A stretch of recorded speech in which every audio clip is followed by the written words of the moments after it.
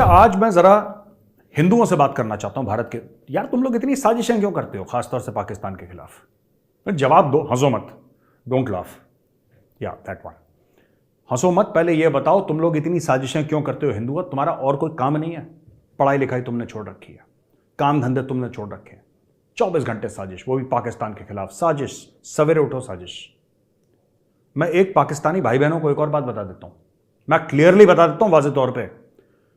हम लोग क्या करते हैं, जब हम घर पे बैठते हैं ना खाना खाने, जैसे 3-4 घर के लोग हुए खाना खाने बैठे, तो खाना खाने से पहले हमारे घर के जो बड़े हैं, बुजुर्ग हैं, वो पता क्या बोलते हैं आपको?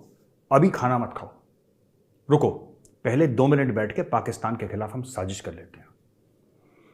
हम लोग पहले बैठ के, सब लोग बैठ के साजिश कर, ये सारे हिंदुओं के घरों में होता है ये।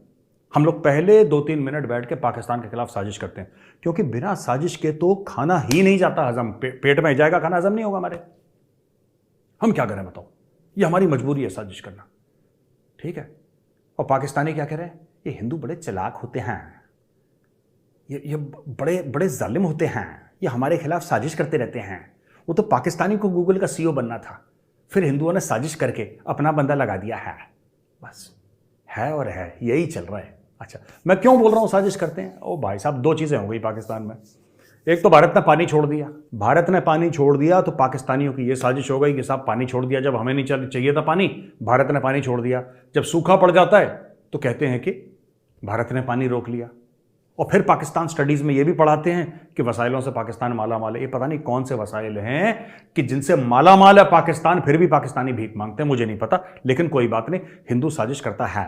लेकिन सबसे बड़ी साजिश क्या हो गई है, सोचिए आप भी जरा, सब लोग मिलकर, जो भी देख रहे हैं ना मेरा प्रोग्राम, कहीं पर भी दुनिया में, अमेरिका में बैठे हैं आप, कनाडा में बैठे हैं, भारत में बैठे हैं, कहीं पर भी, right from Tamil Nadu to Kashmir, New Delhi, Uttar Pradesh, Punjab, सब लोग एक बार जोर से बोलिए हाँ, जीभ बाहर निकाल के हाँ करिए, हाँ, फील आई एक? हाँ, अब मैं बताता हूं। अच्छा, 1-2 दिन पुरानी खबर है, मैंने भी इस पर तवज्जो नहीं दी, मैंने बोला ये होता रहता है, लेकिन पाकिस्तानी मीडिया के रिएक्शन देखे भाई साहब मजा आ गया, मजा आ गया, स्वाद आ गया, जिसको कहता है ना स्वाद आ गया। क्या स्वाद आया? ट्विटर ने दिखा दिया गिलगिट बाल्टिस्तान को भारत में। ओ भाई साहब, इतनी डिबेट हो गई पाकिस्तान में कि ये कैसे हो गया, ये कैसे हो गया, ऐसे करता है, इंडिया तो साजिश कर रहा है। मोदी गया था वहां पे, मोदी जब गया था उसने एलोन मस्क से बोला था कि मस्क देख ले, अगर तुझे इंडिया में बिजनेस करना है तो तुझे गिलगिट बाल्टिस्तान भारत में दिखाना पड़ेगा। एलोन मस्क ने बोला yes mister Modi, I will do the needful. उसने फट से गया, मोदी जी यहां पे पहुंचे, उसने वहां पे दिखा दिया कि पता है पाकिस्तान क्यों इतना सेंटिमेंटल हो गया? कोई भी और अकल वाला मुल्क होता ना, जिसकी 2 रुपए की अकल होती है, जो कि पाकिस्तान में नहीं है, वो ट्विटर को लिखता, कह रहा है गलत है, इसको ठीक कराओ, कहानी खत्म। लेकिन पूरी पाकिस्तान की हुकूमत ट्विटर पे चलती है, पूरी ऑपोजिशन ट्विटर पे है, इमरान खान भी ट्विटर पे अपनी बयान दागता रहता है, शहबाज शरीफ भी 24 घंटे ट्विटर पे, ये पूरा मुल्क ट्विटर पे। ये काम कोई नहीं करता पाकिस्तान में। अगर आपको लगता है कि पाकिस्तान में कोई सरकार है, ये कुछ काम करती नहीं, ये ट्विटर करते हैं करते हैं, बस दैट्स इट। इसीलिए मुल्क का बेड़ा गर्क है, सारे के सारे ट्विटर पे हैं ये, इसीलिए इनके सांप सूंघ जाता है। अच्छा, ये मैंने 2-3 दिन पहले भी कवर करा था कि पाकिस्तान ने बोला कि साहब हम तब आएंगे इंडिया क्रिकेट खेलने जब इंडिया यहां पे क्रिकेट। यार मैं पाकिस्तानी हूं, तुम्हें एक सच बात बता देता हूं आज, ठीक है, 2 टूक। Honestly let me tell you, एक फ्रैंकली, हंसी मजाक एक तरफ, फ्रैंक बात एक करते हैं आपसे। यार आप लोगों का बिल्कुल दिमाग नहीं है। ये ऊपर वाला माला खाली है कि वो भी चाइनीज को गिरवी रख दिया आपने? आपको क्रिकेट की पड़ी है। यहां पे इंडिया ये कह रहा है कि पाकिस्तान को अगली बार 5 साल के लिए FATF की ग्रे लिस्ट में कैसे डाला जाए। यहां पे ये डिस्कशन हो रहा है कि पाकिस्तान को ग्रे लिस्ट में कैसे डाला जाए, क्योंकि आपका मसूद अजहर, आपका सैयद सलाउद्दीन और आपका हाफिज सईद खुले घूम रहे हैं दंदनाते हुए। इन सब के वीडियोस भारत के पास हैं। अब भारत ही कह रहा है कि ये तो UN डेजिग्नेटेड है, हाफिज सईद UN डेजिग्नेटेड है, ये पाकिस्तान में खुला घूम रहा है। अगर ये पाकिस्तान में खुला घूम रहा है और उसके आसपास हथियारबंद लोग हैं, कुछ वर्दी में, कुछ बिना वर्दी के हथियार वाले लोग हैं, इसका मतलब स्टेट उसको प्रोटेक्ट कर रहा है, इसका मतलब स्टेट ने झूठ बोला है, इसका मतलब टेररिस्ट खुले घूम रहे हैं स्टेट सपोर्ट में, पाकिस्तान को वापस FATF। यार आप लोग बिल्कुल दिमाग बेच के खा गए, गिरवी रख दिया चाइनीज को। क्या करा आपने अपने दिमाग का यार? ऊपर वाले ने दिमाग दिया होगा ना, कुछ तो दिया होगा ऊपर वाले ने, वैक्यूम तो नहीं होगा यहाँ पे। कभी कभी मुझे लगता है, एक बात बताओ, तुम लोग के लिए यही हो रहा है कि क्रिकेट खेलेंगे कि नहीं खेलेंगे? ओए वहां पे डॉक्टर जयशंकर और डोवाल साहब आपको एफएटीएफ में ग्रे लिस्ट में डालने के चक्कर में हैं। आप ही कह रहे हैं हम अहमदाबाद में नहीं खेलेंगे, हम चेन्नई में खेलेंगे। तुम्हारा दिमाग खराब है? You are going to go very shortly, within a year you will again go to the FATF grey list. समझ रहे हो मेरी बात? तुम लोग वापस एफएटीएफ के, तुम्हें उस पर काम करना चाहिए। नहीं, क्रिकेट की पिच कैसी होगी इस पर डिस्कशन हो रहा है। मुझे बात समझ में नहीं आती। और जहां तक बाढ़ की बात है, बाढ़ हर जगह आती है यार, अमेरिका में भी आती है, इंडिया में भी आती है। आजकल इंडिया में देखो कितना हो रहा है। और अगर आपको बाढ़ से बचना है, देखो जब बाढ़ आती है तो आती है, फिर कुछ नहीं हो सकता, लेकिन कुछ आप मिटिगेट कर सकते हो ना। डैम क्यों नहीं बनाते? तुम्हारा साकिब निसार, तुम्हारा चीफ जस्टिस साकिब निसार सबसे बड़ा चोर पाकिस्तान का। तुम सबसे 10-10, 20-20 रुपए लिए कि मैं डैम बनाऊंगा, पैसा लेके अमेरिका भाग गया। पाकिस्तानी डैम ढूंढ रहे हैं। ऐसे ऐसे फ्रॉड होते हैं पाकिस्तान में। हमने तो यहाँ पे सुना था कि नटवरलाल ने किसी को ताजमहल बेच दिया था। तो ये कहानियां थी, बेचा बेचा तो क्या ही होगा, मतलब ये कहानियां थी कि उसने लाल किला बेच दिया, ताजमहल बेच दिया। ये हम बचपन में कहानी सुनते थे कि नटवरलाल इतना बड़ा फ्रॉड था, इतना बड़ा वो ठग था कि उसने ये सब बेच दिया। पाकिस्तान में एक्चुअली किसी ठग ने नहीं, आपके खुद के चीफ जस्टिस ने एक्चुअली आपके Saqib Nisar, chief justice of Pakistan, उसने एक्चुअली पाकिस्तानियों से पैसे लिए कि लाओ, अच्छा तुम कितना दे सकते हो, अच्छा तुम इतना, तुम कितना दे सकते हो ना साहब, मैं गरीब आदमी 10 रुपए, लाओ तुम 10 ही रुपए दे दो, कोई बात नहीं। अच्छा तुम बाहर रह रहे हो, तुम कितना दे सकते हो जी, मैं $100 भेज रहा हूँ, भेजो जी। उसने सारे पैसे इकट्ठा करे, सारे पैसे जमा करे, साकिब निसार गायब हो गया। अब जब वापस पाकिस्तान आया इतने साल के बाद, तो कहता है कि वो तो मैंने एड वैड निकालनी थी डैम की, तुमने जितने पैसे दिए थे उसमें इश्तेहार ही निकल सकते थे, एड ही निकल सकती थी उसमें, और तो कुछ निकल नहीं सकता। तो ये हाल है भैया पाकिस्तान के, राइट। तो ये कार्टून नेटवर्क वहां पे चलता रहता है। ये लोग फालतू में ट्विटर पे क्या दिखा दिया, क्रिकेट कौन कहां खेले, ओ भाई तुम लोग एफएटीएफ की ग्रे लिस्ट में जा रहे हो। You focus on the correct things, ठीक है। तुम लोग निपटने वाले हो बहुत जल्दी, इस चीज का ध्यान रखना। ग्लोबल फायर पावर का एक इंडेक्स आता है हर साल, उसमें यह बताया गया है कि जो कंट्रीज की मिलिट्री माइट होती है वो कहां पे रैंक्ड हैं दुनिया में, ठीक है जी। तो अब मैं आपको बताता हूं कि क्या है मामला इसका। सबसे स्ट्रांग कौन है, कमजोर कौन है, भारत कहां पे है, चाइना, आप सब लोग जानना चाहते हैं। पाकिस्तान तो ऐसे ही खत्म खेल है, तो चाइना कहां पे है, ये सब आप लोग जानना चाहते हैं, मैं आपको बताता हूं। United states has the strongest military force in the world. सबसे ज्यादा तगड़ी मिलिट्री फोर्स यूनाइटेड स्टेट्स की है, दूसरे नंबर की रूस की है, तीसरे नंबर की चाइना की है, चौथे नंबर की भारत की है। यही 4 हैं मेन, बाकी तो पाकिस्तान की टॉप 10 में, बॉटम 3 में होगी, बस 7-8 ऐसी होगी पाकिस्तान की, क्योंकि पल्ले तो कुछ है नहीं।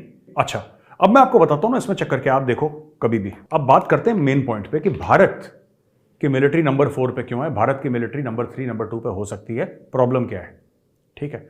इट्स नॉट अबाउट कि आपके फौजी कैसे हैं, आपकी ड्रिल्स कैसी हैं। Everything has to do with self reliance, जिसको मोदी जी कहते हैं ना आत्मनिर्भर भारत। ये स्टोरी वही की है। अमेरिका क्या इंपोर्ट करता है? No, not at all. America खुद अपने हथियार बनाता है। रूस क्या इंपोर्ट करता है? No, not at all. रूस अपने हथियार बनाता है। चीन चोरी करता है बाहर से, ठीक है। कुछ रशिया से भी उन्होंने चीजें ले रखी हैं, लेकिन ज्यादातर चीन अपनी चीजें खुद बनाता है, चाहे वो फिर चोरी करके बनाए, क्योंकि चाइना में तो एवरीथिंग इज थेफ्ट। वो चोरी करके बनाता है चाइना, लेकिन बनाता खुद है। चौथे नंबर पे इंडिया बहुत कम खुद बनाता है, ज्यादातर इंडिया इंपोर्ट करता है, और ये चीज गलत है। ये जो देखिए, मैं आपको बात बताता हूं, आपके फौजी कितने भी बहादुर हो, ठीक है, आप बोलो कि साहब हिंदुस्तानी फौजी जो है, जो army navy air force, he is the best in the world, ठीक है, आपका जज्बा है, आपका एक इमोशन है, और हम उसको सल्यूट करते हैं।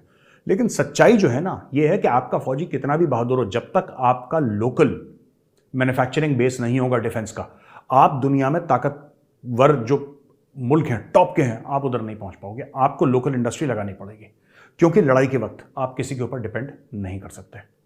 You can't depend upon other countries. आपका कितना भी करीबी मित्र हो, कितना भी करीबी देश हो, आपको इजराइल अपने कितने हथियार खुद बनाता है यार, इजराइल अपने हथियार खुद बनाता है, ठीक है। इजराइल इंपोर्ट भी करता है, इजराइल के हवाई जहाज, पूरी एयरफोर्स उसकी लगभग इंपोर्टेड है, राइट। लेकिन बहुत सारे ऐसे हथियार हैं, स्मॉल आर्म्स हैं, रॉकेट्स हैं, ये सब इजराइल खुद बनाता है।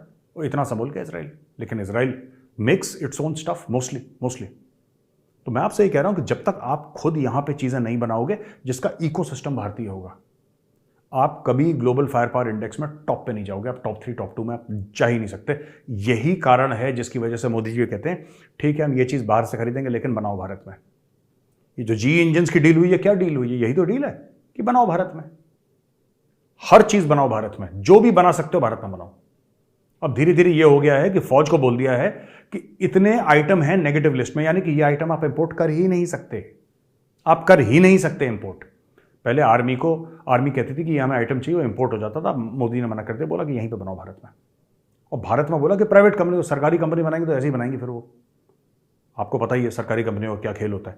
तो बोला प्राइवेट पार्टीज को बोलो, आप प्राइवेट पार्टीज बना रही हैं। हर एक बड़े इंडस्ट्रियल हाउस, मतलब you go and you find that यहाँ पे प्राइवेट प्लेयर्स हैं, ज़बरदस्त प्राइवेट प्लेयर्स हैं जो कि क्वालिटी गुड्स बना रहे हैं। बाहर वाले लोगों से वो लोग टाई अप कर रहे हैं और एक्चुअली क्वालिटी का सामान बना रहे हैं, जो कि भारत के लिए बहुत इंपॉर्टेंट है अगर भारत को आगे बढ़ना है। दूसरी चीज़ है, हथियार से ही अगर रिलेटेड मैं करूं तो स्कॉर्पियन सबमरीन्स हैं, डीजल इलेक्ट्रिक सबमरीन्स हैं, 3 भारत लेगा फ्रांस से। ठीक है, अभी हमने बात करी थी दोस्तों 26 राफेल एम फाइटर्स की, जो कि नेवल वेरिएंट हैं, वो एयरक्राफ्ट कैरियर पे टेक ऑफ और लैंड करने की क्षमता रखते हैं, वो उसके बारे में हम बता चुके हैं। ठीक है, तो उसके बारे में हम नहीं बता रहे, हम बात कर रहे हैं उसके अलावा जो भारत 3 डीजल इलेक्ट्रिक सबमरीन्स ले रहा है। जो भारत न्यूक्लियर सबमरीन्स बना रहा है वो तो इंडिया में बना ही रहा है, लेकिन भारत को जिस लेवल पे चाहिए ना कि हमें ये भी चाहिए, ये भी दे दो, ये सब भारत फ्रांस से ले रहा है टेक्नोलॉजी। लेकिन बनेगी कहां पे? ये जो स्कॉर्पियन सबमरीन्स हैं बनेंगी कहां पे? ये बनेंगी भारत में। ऐसा नहीं कि फ्रांस ने बना दिया, हमने चेक काट दिया और फिर फ्रांस से ये तैर के यहां पे आ गई हैं, come all the way from France to India. No, they will be made in India, French technology Bharat में। अब आप समझ लीजिए ये जो भारत कर रहा है, इससे कितना बेनिफिट होने वाला है भारत को। आपके पास टेक्नोलॉजी आएगी, पहला बेनिफिट। दूसरी चीज, उसके जो पार्ट्स हैं वो भारत में बनेंगे और धीरे धीरे भारत में इकोसिस्टम डेवलप होगा। कैसे इकोसिस्टम डेवलप होगा? एक सबमरीन में लाखों दर लाखों पुर्जे होते हैं, लाखों दर लाखों पुर्जे होते हैं। ठीक है, हो सकता है कुछ इंपॉर्टेंट पुर्जे फ्रांस से आए, लेकिन यह बात यकीनन है कि ज्यादातर जो आपके पुर्जे हैं वो भारत में बनेंगे। कोई ना कोई प्राइवेट पार्टी वो पुर्जा बनाएगी और इस तरीके से, जैसे फॉर एग्जांपल आपने बोला कि भाई ये इसमें ये एक सॉफ्टवेयर लगती है, राइट? ये सॉफ्टवेयर हम कॉन्ट्रैक्ट देते हैं किसी कंपनी को बनाने का, इतने करोड़ का हमने इस कंपनी को सॉफ्टवेयर का कॉन्ट्रैक्ट दे दिया, या कोई हार्डवेयर है, जो भी है मुझे नहीं पता, लेकिन जो भी है वो आपने दे दिया। आप समझ लीजिए उससे कितने जॉब्स क्रिएट होंगे और कितने लोगों की लाइफ जो है, जिसको कहते हैं स्टैंडर्ड ऑफ लिविंग, वो ऊंची चली जाएगी इसकी वजह से। तो ये है जिसको हम कह रहे हैं कि अलग अलग चीज़ें खरीद रहे हैं। जहां मोदी जी जाते हैं, अच्छा बात करी तुमसे, वो ले रहे हैं प्रेडेटर ड्रोन्स अमेरिका 31 ले रहे हैं, $3.5 अरब का। अच्छा एक बात बताओ, इंडिया में उसको असेंबल करो, इंडिया में उसकी मेंटेनेंस होगी, और उसके कौन कौन से पार्ट्स हैं जो इंडिया में बन सकते हैं ये बताओ, और कितना ट्रांसफर ऑफ टेक्नोलॉजी करोगे ये बताओ। जी का इंजन ठीक है, इतने करोड़ की हम तुम्हें डील देते हैं, लेकिन पूरी की पूरी 100% ट्रांसफर ऑफ टेक्नोलॉजी तुम इंडिया को करोगे। अब तुम बताओ इंडिया में कब बना रहे हो? That's it, that is it.